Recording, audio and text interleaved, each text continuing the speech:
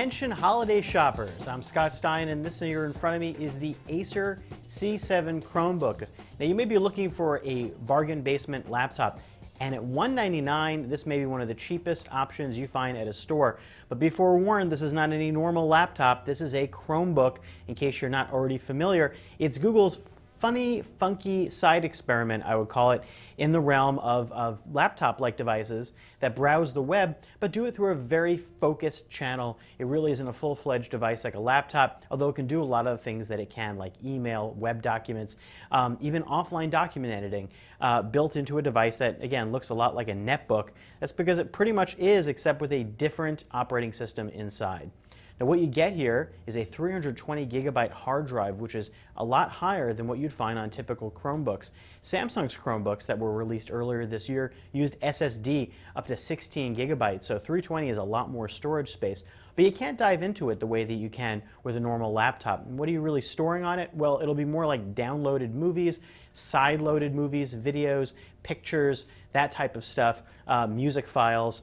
And accessing them, you can definitely play them, and you can play them when it's offline, but it's going to feel a little more like a very simple directory of files than anything that feels like a normal Windows-based operating system. Now, there are downsides to this device. Number one, the battery life, which is maybe as low as 2.5 hours and maybe upwards of 3 depending on how you tweak your settings. That's really a lot lower than any tablet that's out there. Stay tuned for the full battery test that we do at CNET, but that's a downside. That's a big downside, especially if you're flying in a plane and you want to be able to use this thing when you're traveling.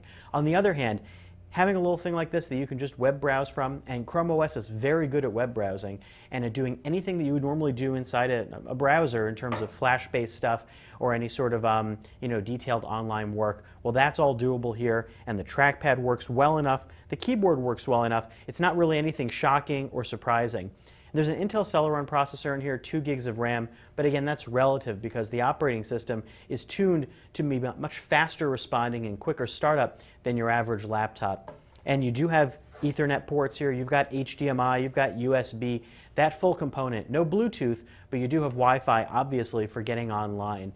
And again, getting offline is a little bit of a tricky affair. You can do offline Google Doc editing, and you can use certain apps offline, but the Chrome Web Store, which runs its apps, are really web-based apps that don't run exactly the way you'd expect, in my experience, compared to something you'd find on iOS or Android.